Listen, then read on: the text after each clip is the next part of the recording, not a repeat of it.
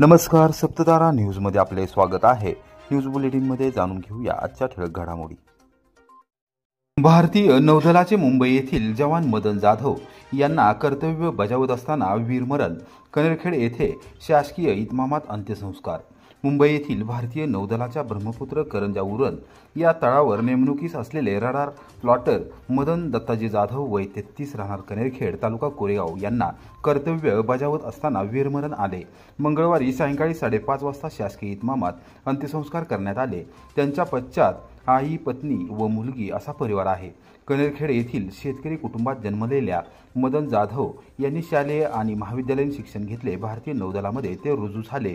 तेथे उत्कृष्ट सेवा बजावत असताना त्यांना पदोन्नती मिळत गेली। सध्या ते उरण येथे लीडिंग सीमॅन रडार प्लॉटर या पदावर कार्यरत होते। येत्या काही महिन्यात ते सेवानिवृत्त होणार होते। मुंबई येथे कर्तव्य बजावत असताना त्यांना प्रकृतीचा त्रास जाणवू लागला। कुटुंबातील सदस्यांनी त्यांना तात्काळ कुलाबा येथील एका रुग्णालयात उपचारार्थ दाखल केले, मात्र उपचार सुरू असताना त्यांची प्राणज्योत मालवली। त्यांना कर्तव्य बजावत असताना वीरमरण आल्याची माहिती समजताच कनेरखेडमध्ये शोककळा पसरली। जाधव कुटुंबीय, मित्रमंडळी आणि युवकांनी अंत्यविधीची तयारी केली। जागोजागी श्रद्धांजलीचे फलक लावण्यात आले होते। मुंबई येथून पार्थिव दुपारी कनेरखेड येथे आल्यानंतर ते निवासस्थानी अंत्यदर्शनासाठी ठेवण्यात आले।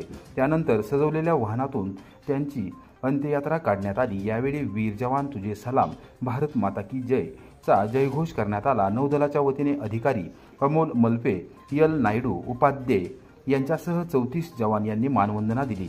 जिल्हा प्रशासनाच्या वतीने जिल्हा सैनिक कल्याण अधिकारी तहसीलदार डॉक्टर संगमेश कोडे, पंचायत समितीच्या प्रशासक तथा गट विकास अधिकारी सुप्रिया चव्हाण, रहिमतपूरचे सहाय्यक पोलीस निरीक्षक सचिन कांडगे, शिरंबेच्या मंडल अधिकारी माधवी देशमुख, ग्राम महसूल अधिकारी प्रशांत पवार, ॲडव्होकेट विजयसिंह शिंदे, दुष्यंतराजे शिंदे, जिल्हा नियोजन समितीच्या सदस्य ॲडव्होकेट दीपिका विजयसिंह शिंदे, सरपंच सारिका सूर्यवंशी, उपसरपंच अजित पवार, समीर शिंदे, संजय शिंदे, सरकार विकास सोसायटीचे chairman Keshav Shinde, vice chairman Dilip Waghmare यांनी पुष्पचक्र अर्पण करून श्रद्धांजली वाहिली।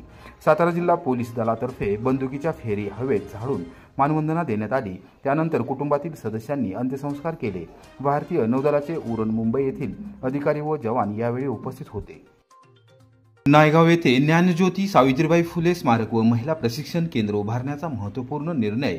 खंडाळा तालुक्यातील नायगाव येथे ज्ञानज्योती सावित्रीबाई फुले यांचे स्मारक व महिला प्रशिक्षण केंद्र उभारण्याचा महत्त्वपूर्ण निर्णय राज्य सरकारने मंगळवारी सकाळी 11:30 वाजता कॅबिनेटच्या बैठकीत घेतला आहे। यासाठी सुमारे 143 कोटी रुपयांच्या निधीला तातडीने मान्यता देण्यात आली आहे। मुंबईत मंत्रालयात मुख्यमंत्री देवेंद्र फडणवीस यांच्या अध्यक्षतेखाली झालेल्या मंत्रिमंडळाच्या बैठकीत सातारा जिल्ह्यातील नायगाव तालुका खंडाळा येथे ज्ञानज्योती सावित्रीबाई फुले यांचे स्मारक उभारण्यासाठी 142 कोटी 60 लाख रुपये आणि महिला प्रशिक्षण केंद्र उभारण्यासाठी 67,17,000 रुपयांच्या निधीच्या तरतुदीस मान्यता देण्यात आली। ज्ञानज्योती सावित्रीबाई फुले यांचे स्मारक व महिला प्रशिक्षण केंद्र उभारण्याबाबत नुकतीच घोषणा मुख्यमंत्री देवेंद्र फडणवीस यांनी नायगाव येथे झालेल्या कार्यक्रमात केली होती। त्यानंतर आता थेट मंत्रिमंडळाने त्यास मान्यता दिली असल्याने लवकरच हे प्रकल्प पूर्णत्वाकडे जाणार आहेत। राज्याचे ग्रामविकास आणि पंचायत राज मंत्री जयकुमार गोरे तसेच मदत व पुनर्वसन मंत्री मकरंद आबा पाटील यांनी या प्रकल्पासाठी विशेष प्रयत्न केले होते। पालखी सोहळ्यांचे नियोजन अत्यंत नीटनेटके केले जाणार, ग्रामविकास आणि पंचायत राज मंत्री जयकुमार गोरे। आषाढी एकादशी निमित्त संत ज्ञानेश्वर माऊली आणि संत तुकाराम महाराज पालखी सोहळ्यांचे नियोजन अत्यंत नीटनेटके केले जाणार आहे। संपूर्ण राज्यात आदर्शवत असा हा दिमाखदार पालखी सोहळा होईल। या दृष्टीने प्रशासनाने तयारी करावी। स्थानिक नागरिक, वारकरी, लोकप्रतिनिधी आणि प्रशासन यांनी एकत्रित येऊन नियोजन करून पालखी सोहळा यशस्वी करून दाखवूया असा विश्वास ग्रामविकास आणि पंचायत राज मंत्री जयकुमार गोरे यांनी व्यक्त केला। आषाढी शुद्ध एकादशी सोहळा दिनांक 6 जुलै 2025 रोजी होणार असून या सोहळ्यासाठी श्री ज्ञानेश्वर महाराज, संत तुकाराम महाराज पालखी सोहळ्याबरोबर अन्य संतांच्या पालखीसोबत मोठ्या प्रमाणावर वारकरी येतात। वारी कालावधीत येणाऱ्या वारकरी भाविकांना अधिकच्या सुविधा उपलब्ध व्हाव्यात या अनुषंगाने पंढरपूर येथील विविध ठिकाणची मंत्री गोरे यांनी मंगळवारी सकाळी 11 वाजण्याच्या सुमारास पाहणी केली व अनुषंगिक मार्गदर्शक सूचना दिल्या। यावेळी वाखरी, पालखीतळ, वाळवंट, चंद्रभागा नदीपात्र घाट तसेच पत्राशेड येथे होणाऱ्या नियोजित दर्शन मंडप व स्काय वॉक बाबतची माहिती घेऊन संबंधित ठिकाणची पाहणी केली। त्याचबरोबर भक्तिसागर येथे होणाऱ्या नियोजित संत नामदेव स्मारक जागेची पाहणी करून भक्तिसागर येथे मोठ्या प्रमाणात सावली देणारी, पानगळ कमी असणारी तसेच कमी पाण्यात वाढणाऱ्या झाडांची लागवड करावी यासाठी नियोजन समितीतून निधीची उपलब्धता केली जाईल असे सांगितले।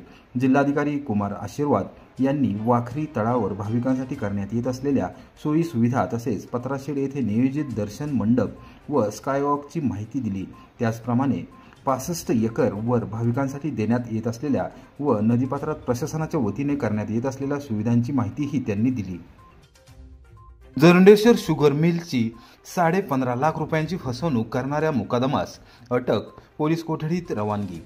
चिमणगाव तालुका कोरेगाव येथील जरंडेश्वर शुगर मिल्स या खाजगी साखर कारखान्याची सुमारे 15,66,087 रुपयांची फसवणूक केल्याप्रकरणी दाखल असलेल्या गुन्ह्यात कोरेगाव पोलिसांनी मुकादम हनुमंत नामदेव आजबे राहणार शिराळ तालुका आष्टी जिल्हा बीड याला अटक केली। न्यायालयाने त्याला 2 दिवस पोलीस कोठडीत ठेवण्याचे आदेश दिले आहेत। याबाबत कोरेगाव पोलीस ठाण्यातून मंगळवारी सायंकाळी 6 वाजता मिळालेल्या माहितीनुसार जरंडेश्वर शुगर मिल्स या खाजगी साखर कारखान्यास हनुमंत नामदेव आजबे याच्यासह 7 जणांनी ऊस वाहतूक व ऊस तोडणीसाठी वाहने व मजूर पुरवण्याबाबत करार करून कारखान्याचा विश्वास संपादन केला होता। प्रत्यक्षात ठरलेल्या करारानुसार वाहने व मजूर न पुरवठा करता अन्य व्यक्तींशी संगनमत करून कारखान्यास वाहनांचे खोटे क्रमांक देऊन करार केलेली वाहने स्वतःच्या आर्थिक फायद्यासाठी अन्य कारखान्यास लावली। आजबे याने कारखान्याची 6,99,087 रुपयांची फसवणूक केली। त्याचबरोबर प्रत्यक्षात 24 टोळ्यांचे भाडे घेणे अपेक्षित असताना त्याने 42 टोळ्यांचे भाडे घेऊन 8,67,000 रुपयांची फसवणूक केली आहे। हा प्रकार सन 2020 ते 2024 या 4 वर्षांमध्ये काळात घडला आहे।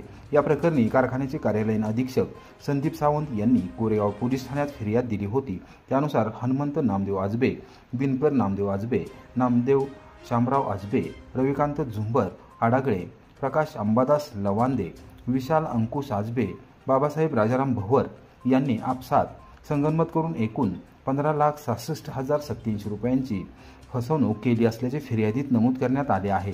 त्यानुसार दिनांक 16 एप्रिल 2025 रोजी गुन्हा दाखल करण्यात आला होता। पोलीस निरीक्षक घनश्याम बल्लाळ यांच्या मार्गदर्शनाखाली पर्यवेक्षणाधीन पोलीस उपनिरीक्षक गायकवाड यांनी या गुन्ह्याचा तपास करत मुख्य मुकादम हनुमंत नामदेव आजबे यास अटक केली होती। कोरेगाव न्यायालयात त्याला हजर केले असता 2 दिवस पोलीस कोठडी देण्यात आली आहे।